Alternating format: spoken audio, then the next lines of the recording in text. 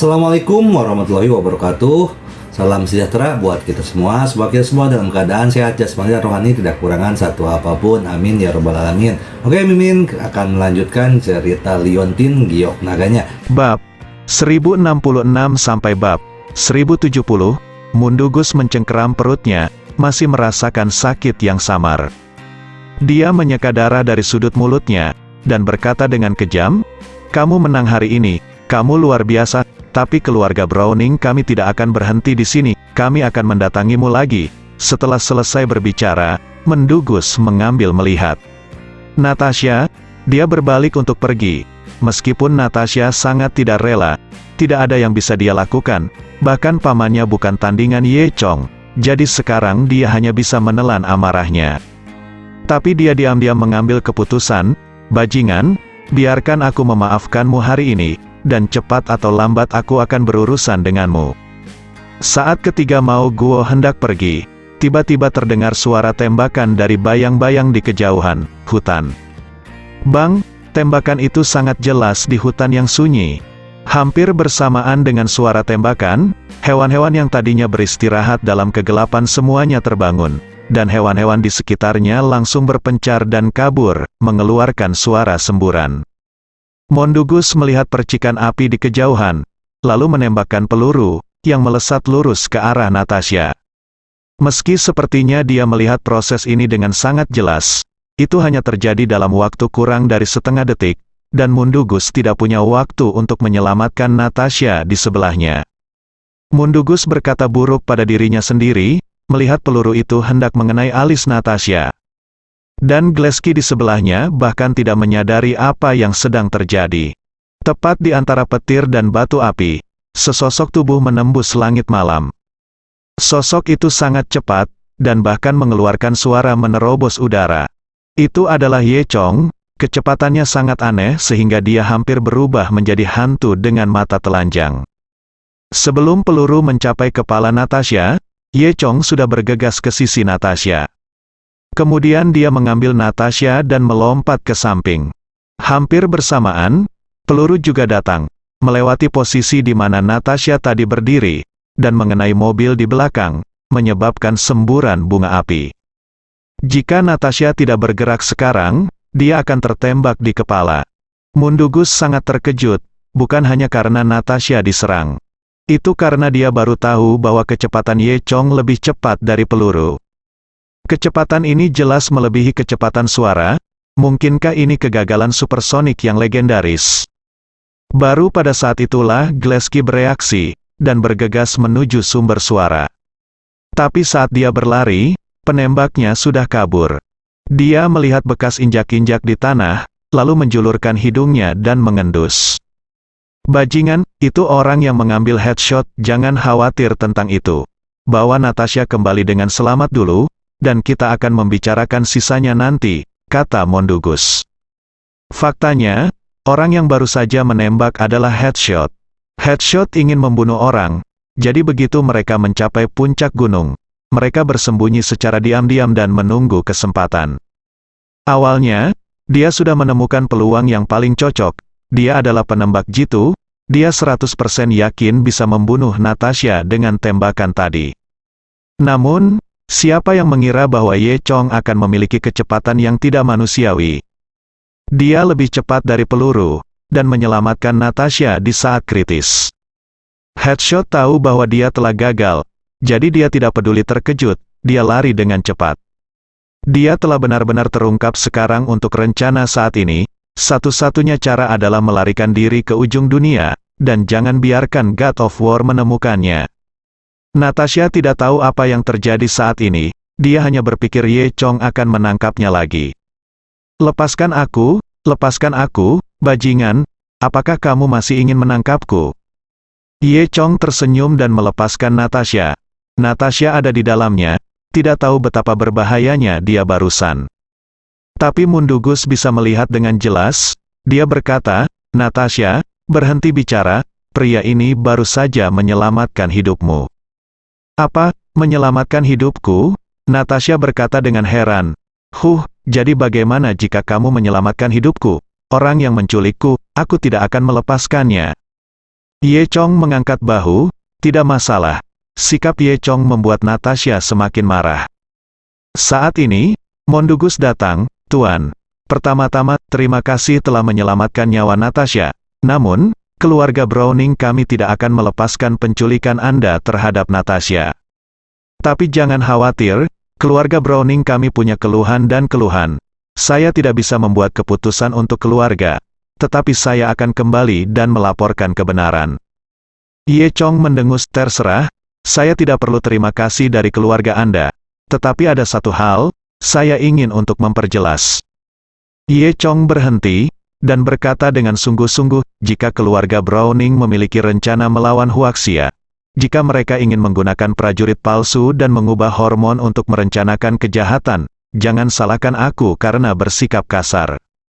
Mondugus terkejut, dia tidak berharap Ye Chong tahu banyak. Namun, dia tidak peduli dengan ancaman Ye Chong. Meskipun Ye Chong sangat kuat, ada banyak master yang lebih kuat di keluarga Browning.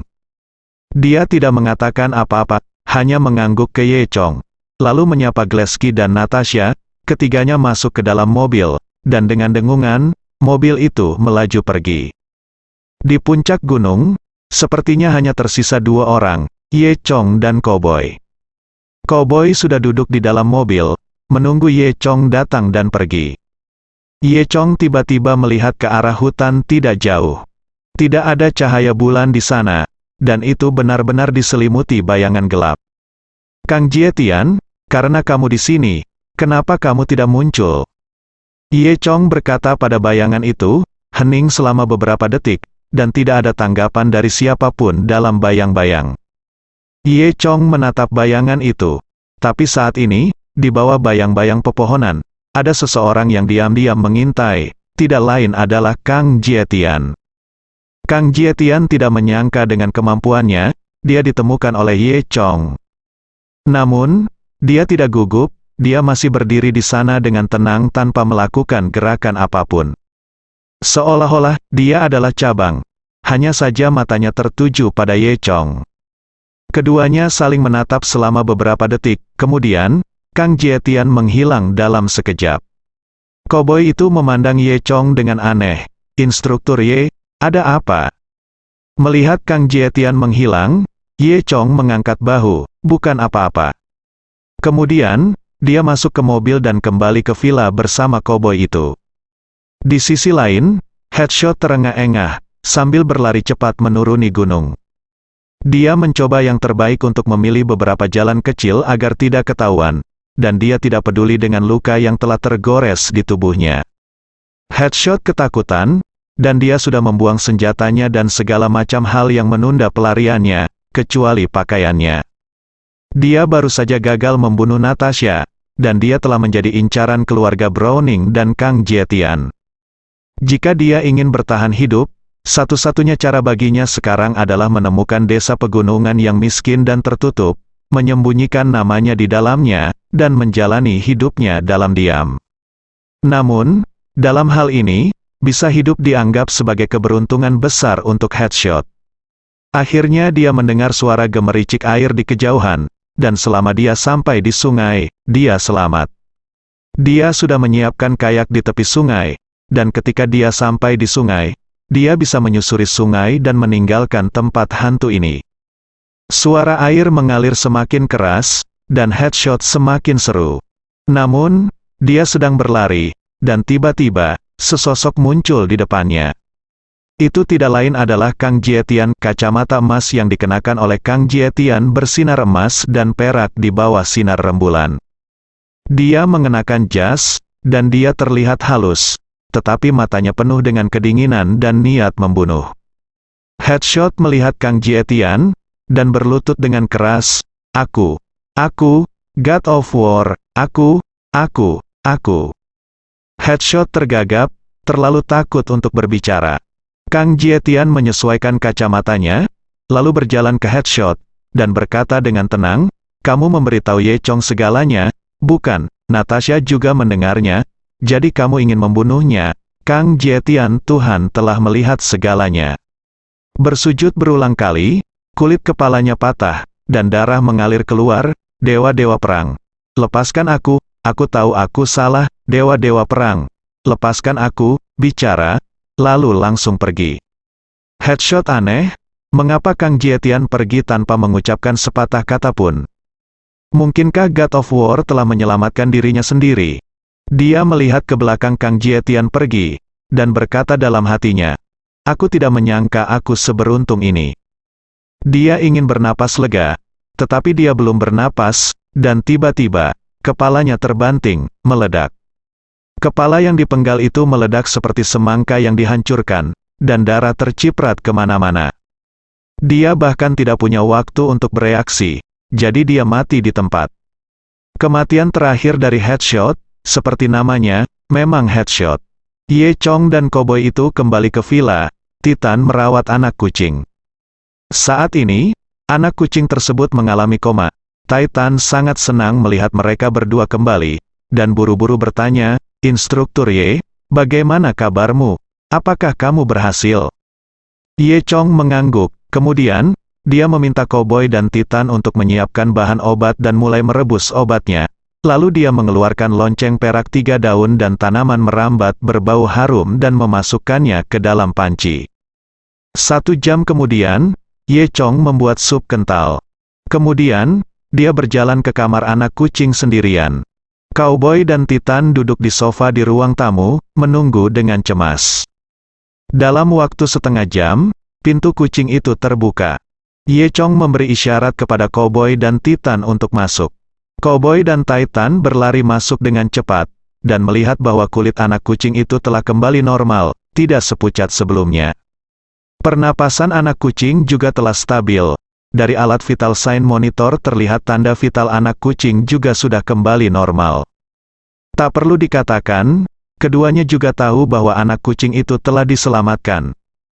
Ye Chong berkata, anak kucing itu telah beristirahat untuk malam ini, dan ketika bangun besok, ia akan kembali normal. Hebat, Instruktur Ye, kamu yang terbaik, puji Titan.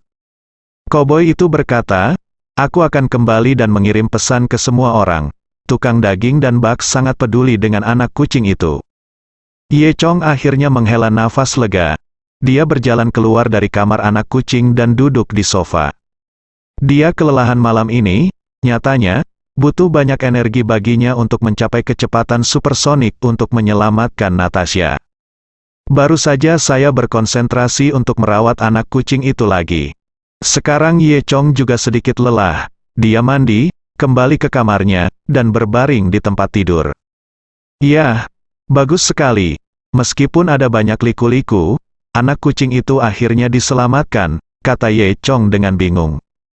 Tiba-tiba, senyum anak kucing muncul di benak Ye Chong. Anak kucing itu tersenyum dan berkata kepadanya, Kakak Ye Chong, ingat, namaku Pan Wei. Keesokan paginya, ketika Ye Chong bangun, matahari sudah mengeringkan pantatnya. Dia pergi ke kamar anak kucing untuk melihat bagaimana keadaan anak kucing itu. Anak kucing itu berbaring malas di tempat tidur, dengan satu kaki putih besar terbuka dan kaki lainnya tertutup selimut. Matahari menyinari tubuhnya, dan dia merasa sangat nyaman.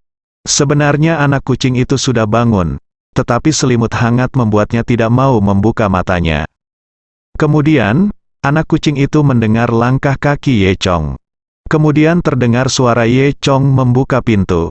Anak kucing itu sengaja menutup matanya dan berpura-pura tidur. Ye Chong memandangi anak kucing itu, sepertinya kulitnya bagus, napasnya teratur, dan dia sepertinya tidak punya masalah. Melihat anak kucing seperti ini, Ye Chong merasa lega. Dia berbalik dan hendak keluar ketika kucing kecil itu tiba-tiba tersenyum, puji, Kakak Ye Chong. Apakah aku di surga? Dia menggeliat, duduk dari tempat tidur, dan menggosok matanya yang lepas. Ye Chong tersenyum dan berkata, maaf mengecewakanmu, aku menyelamatkanmu, dan kamu masih di bumi, anak. Kucing itu menjulurkan lidahnya, aku tahu kamu adalah saudara terbaik Ye Chong. Lalu, Cowboy dan Titans juga berlari. Ah, anak kucing, kamu sudah bangun, hebat, semua orang mengkhawatirkanmu, kata Cowboy itu. Anak kucing itu tersenyum, aku baik-baik saja sekarang. Titan sangat mudah dipindahkan, terlepas dari penampilannya. Dia memandang anak kucing dengan mata merah. Itu bagus, anak kucing, kamu sangat menderita. Titan berkata dengan bersemangat, membuka lengannya yang kekar, dan hendak memeluk anak kucing itu ketika dia muncul. Anak kucing itu melompat dari tempat tidur dengan ketakutan. Titan, jika aku dipeluk olehmu, aku akan benar-benar mati. Titan tertawa. Anak kucing itu tidak terlihat sakit sama sekali, dan ia mendapatkan kembali citra kecantikannya yang energi dan energi. Semua orang senang dan menikmati sarapan yang lezat. Setelah sarapan, Ye Chong siap pergi ke rumah Zhao. Hari ini adalah pertemuan tahunan keluarga Zhao, dan dia telah berjanji kepada leluhur keluarga Zhao sebelumnya bahwa dia pasti akan hadir.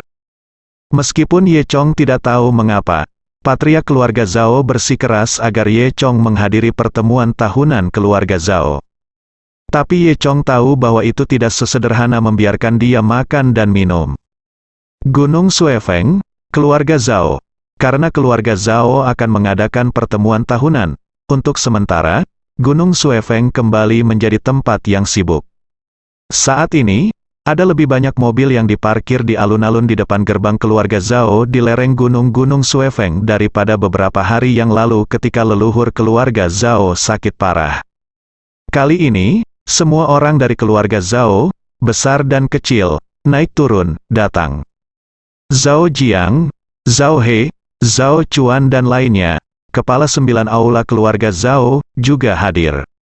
Meskipun semua orang tidak mengatakannya dengan jelas, semua orang tahu bahwa seorang patriark baru pasti akan dipilih pada pertemuan tahunan keluarga Zhao kali ini. Rupanya leluhur keluarga Zhao saat ini masih menunjukkan tanda-tanda dekadensi, dan dia pasti akan mendukung leluhur baru di masa lalunya. Berada di keluarga Zhao bukanlah gelar, tapi lebih seperti posisi. Keluarga Zhao sendiri adalah keluarga seni bela diri, jadi patriark yang dipilih haruslah seseorang dengan seni bela diri yang unggul, dan harus memiliki kemampuan untuk melindungi keluarga Zhao. Status leluhur jelas lebih tinggi dari patriark, dan leluhur adalah penguasa sebenarnya dari keluarga Zhao. Dalam pemilihan ini, awalnya patriark Zhao Chen saat ini, juga ayah Zhao Lubai, adalah yang paling menjanjikan. Karena basis kultivasinya di antara saudara-saudara pada awalnya adalah yang terkuat. Semua orang selalu berpikir demikian, sampai terakhir kali leluhur keluarga Zhao sakit kritis. Zhao Jiang menunjukkan kekuatan yang lebih kuat dari Zhao Chen. Hari ini, pusat perhatian Zhao Jiang tampaknya telah melampaui Zhao Chen.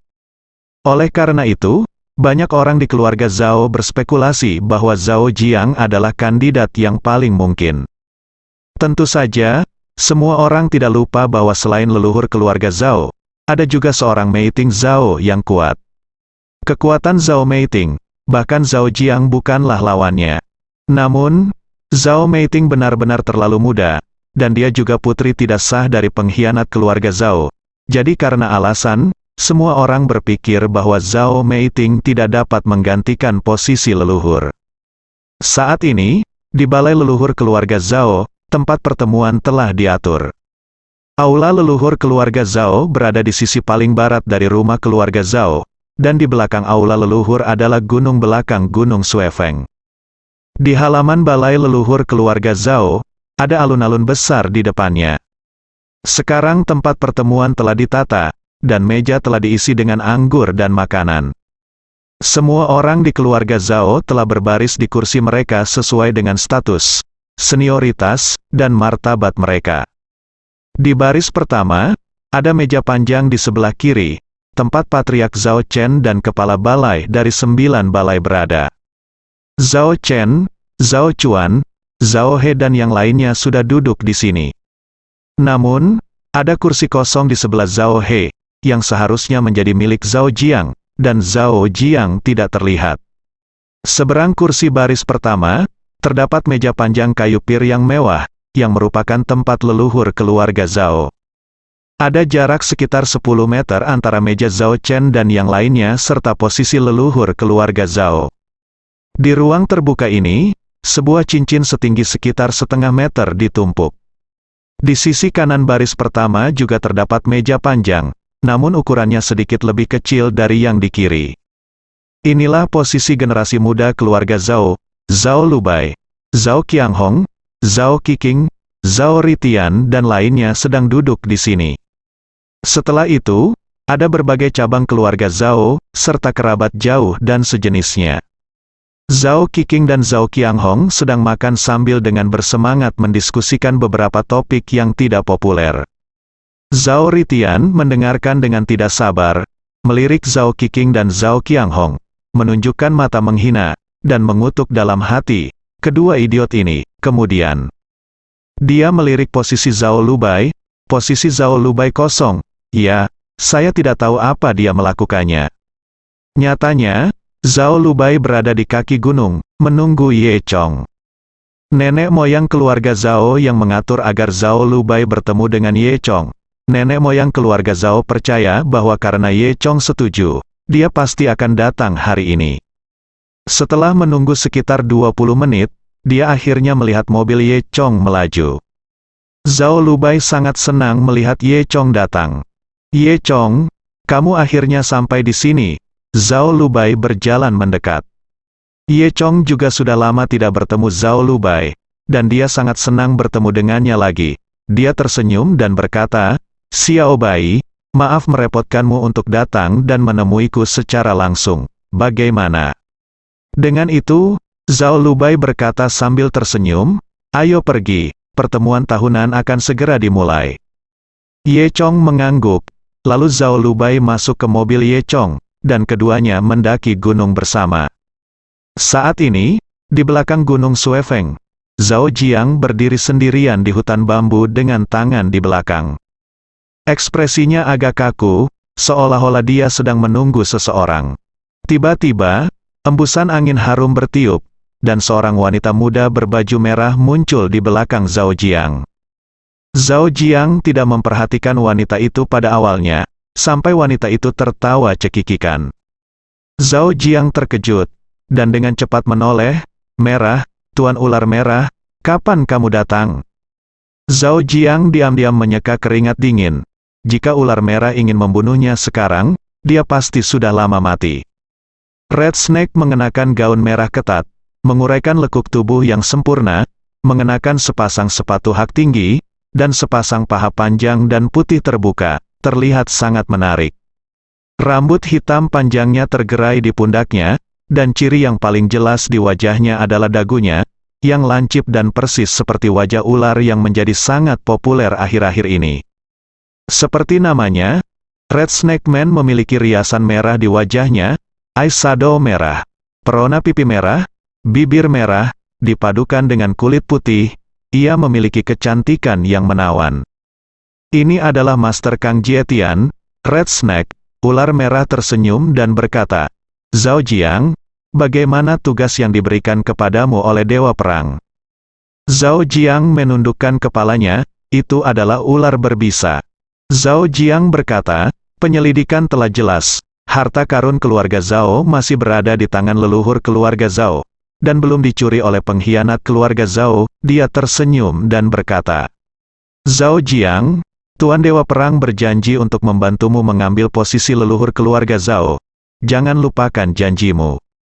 Zhao Jiang mengangguk dan berkata, jangan khawatir, Tuan Ular Merah, aku pasti akan taruh leluhur keluarga Zhao serahkan padamu. Kurasa, harta itu harus ada di tubuhnya, aku pasti akan mencari tahu dengan paksa. Ular Merah berkata, bagus sekali, aku pasti akan mendedikasikan kedua tangan harta karun untuk Dewa Perang Dewa, kata Zhao Jiang. Ular Merah bertanya lagi, apakah orang yang saya bawa telah diatur? Mereka telah diatur secara diam-diam. Zhao Jiang mengangguk dan berkata, sekarang mereka harus menunggu di sekitar aula leluhur. Ular merah itu mengangguk, sangat baik, kamu pergi. Mengatakan itu, sosok merah itu menghilang dalam sekejap. Zhao Jiang masih shock, setiap kali dia menghadapi ular merah, dia merasa tidak nyaman. Meskipun ular merah itu adalah wanita yang sangat cantik, Zhao Jiang merasa jika dia tidak hati-hati, dia akan menjadi hantu di bawah rok ular merah itu. Zhao Jiang menghela nafas, kemudian berjalan ke arah balai leluhur keluarga Zhao di depan. Di sisi lain, di pondok jerami leluhur keluarga Zhao, nenek moyang keluarga Zhao memasukkan segenggam obat ke dalam mulutnya saat ini, mengambil air yang diserahkan oleh Zhao Meiting, dan menelannya sambil mendengus. Kemudian, dia memejamkan mata, seolah proses menelan obat itu menyakitkan. Setelah beberapa detik, dia membuka matanya, merasa sedikit lebih kuat. Dalam setengah bulan terakhir, patriark keluarga Zhao telah menua dengan cepat, dan dia telah lama kehilangan temperamen merendahkan yang dia miliki sebelumnya. Sekarang dia hanyalah seorang lelaki tua di tahun-tahun kematiannya, hidupnya telah mencapai titik kelelahan, dan sepertinya dia akan mati kapan saja. Nenek moyang keluarga Zhao terbatuk lemah 2 kali.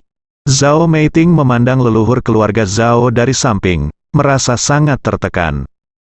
Patriark keluarga Zhao melihat pikiran Zhao Meiting, dan berkata sambil tersenyum.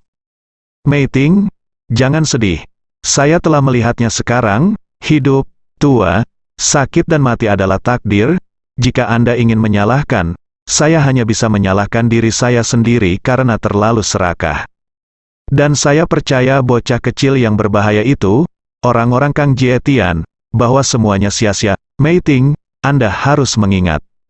Pelajaran saya, langkah demi langkah, latihan praktis, jangan pernah mengambil jalan pintas. Zhao Meiting mengangguk dan berkata, saya tahu, Patriark. Patriark keluarga Zhao menghela nafas dan melanjutkan, masih ada sedikit waktu. Saya akan mengambilnya sekarang, biarkan saya memberitahu Anda rahasia terbesar keluarga Zhao. Rahasia? Zhao Meiting bertanya dengan rasa ingin tahu. Nenek moyang keluarga Zhao mengangguk, berbicara tentang masalah ini. Saya masih sedikit kasihan pada ayahmu.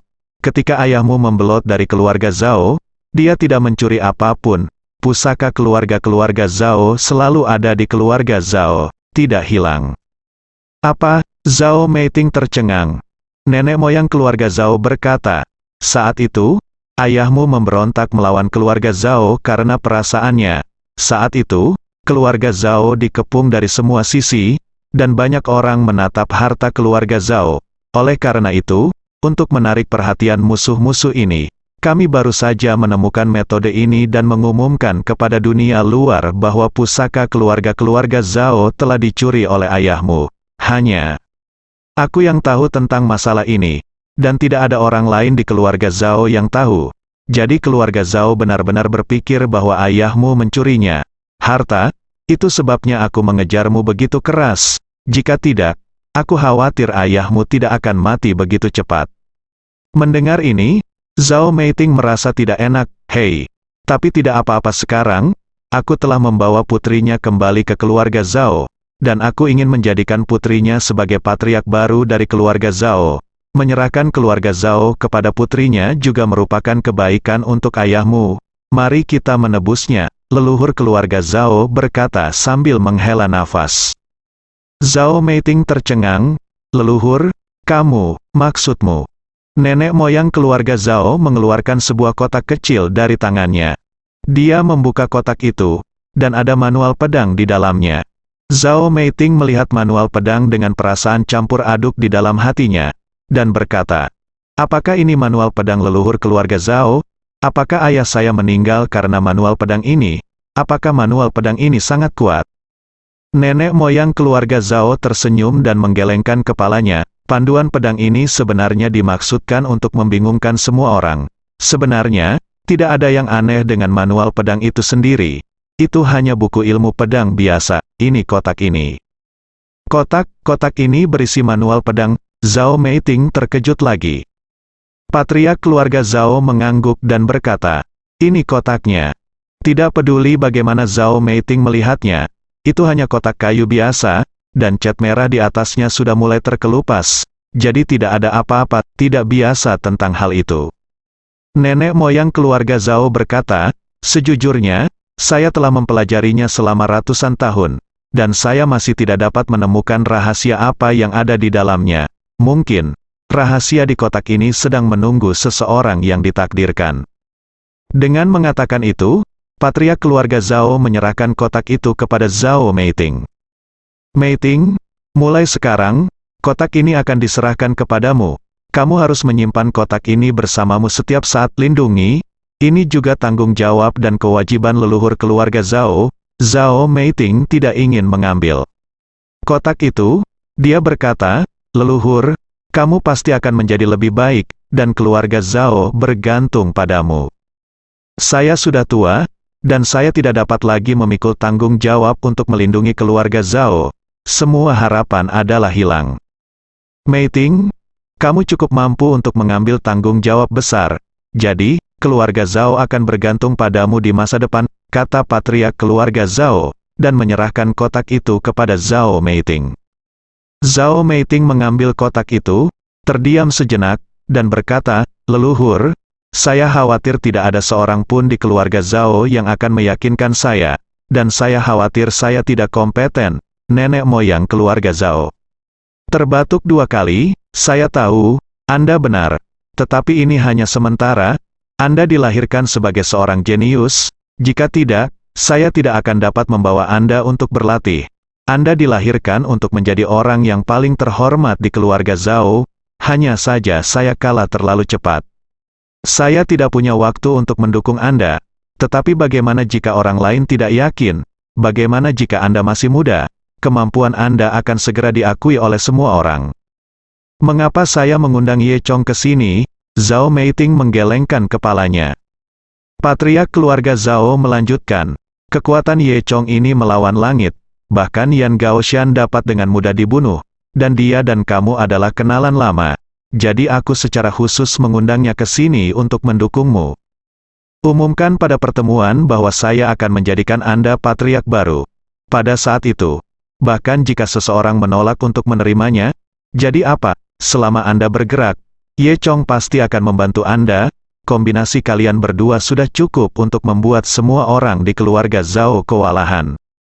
Ternyata inilah alasan sebenarnya mengapa patriark keluarga Zhao mengundang Ye Chong untuk berpartisipasi. Zhao Meiting menunduk dan terdiam sesaat. Apa, Meiting? Ini keinginan terakhirku? Apakah kamu tidak setuju denganku? Nenek moyang keluarga Zhao terbatuk 2 kali. Zhao Meiting terdiam sesaat, lalu mengangkat kepalanya dan berkata dengan tegas, leluhur, jangan khawatir, saya pasti akan melindungi keluarga Zhao.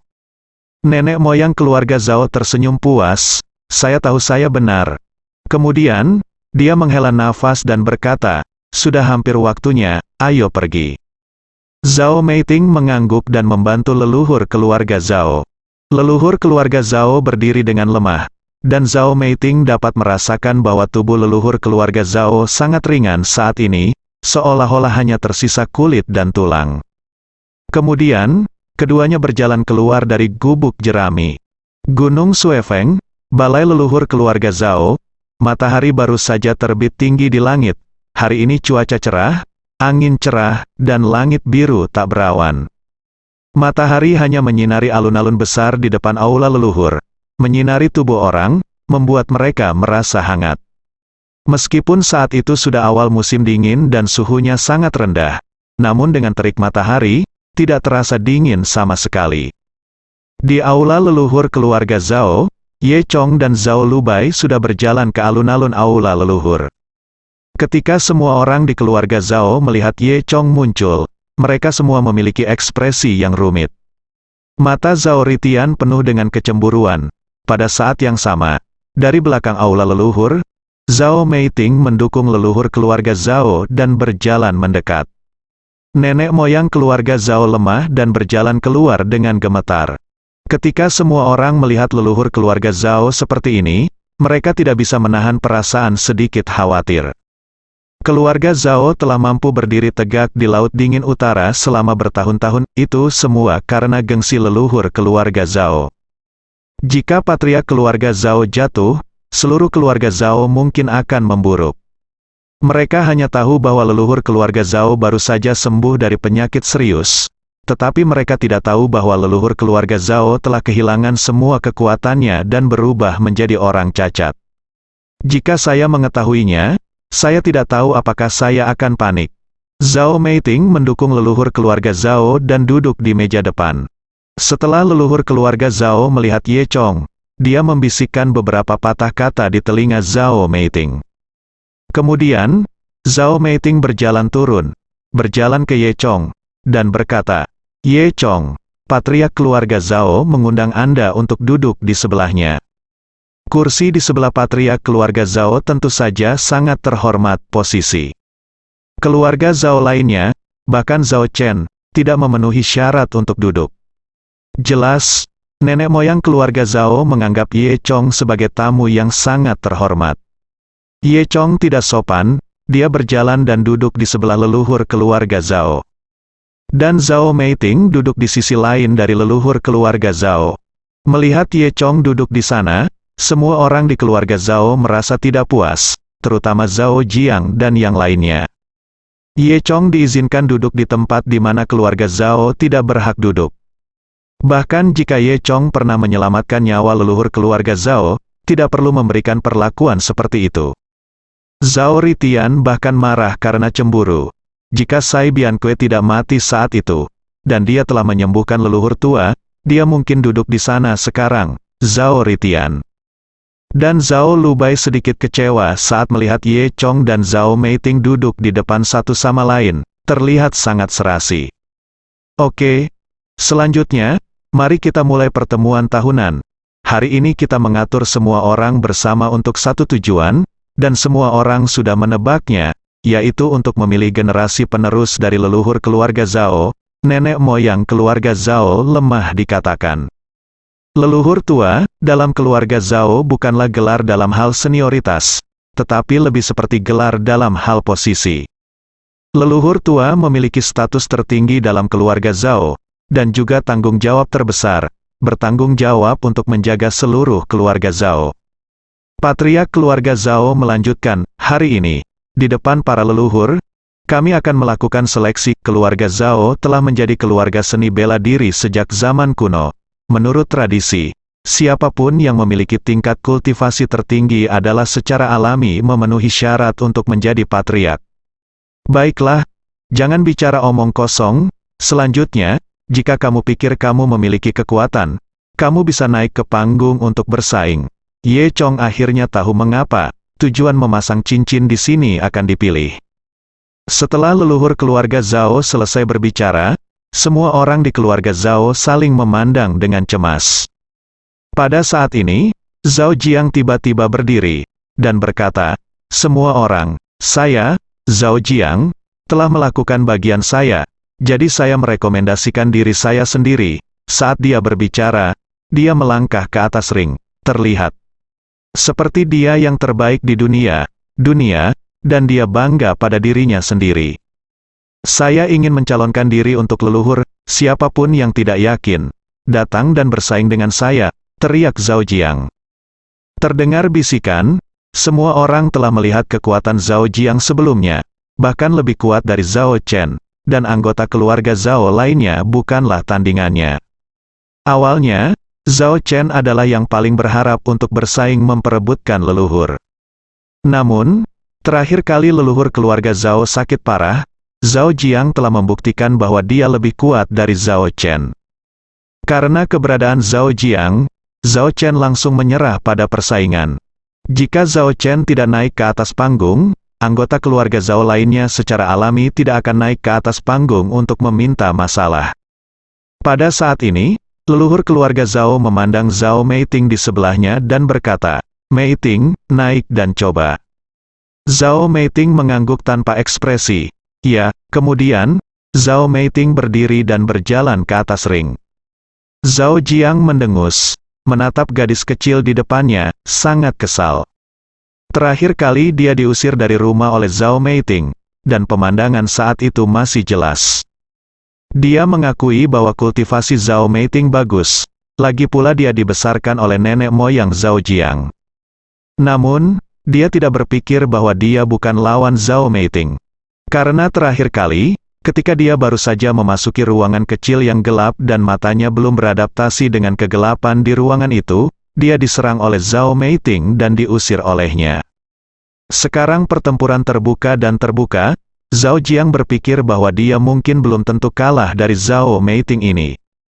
"Hehe, gadis kecil, Jangan berpikir bahwa kamu akan menjadi tak terkalahkan jika kamu tinggal di sisi leluhur untuk sementara waktu. Tunggu sebentar dan tidak memiliki mata. Dan jangan salahkan aku sebagai paman karena bersikap kasar, Zhao Jiang mencibir. Zhao Meiting mengangguk ke Zhao Jiang, dan berkata, ayo mulai. Zhao Jiang mendengus dingin, maju selangkah, bergoyang, dan menyerang Zhao Meiting.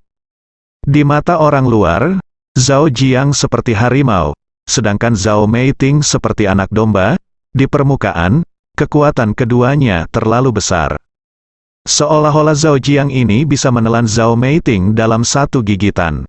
Pada saat ini, Zhao Jiang telah mencapai sekitar Zhao Meiting, dan dia tidak menunjukkan belas kasihan, dan meninju wajah Zhao Meiting dengan seluruh kekuatannya.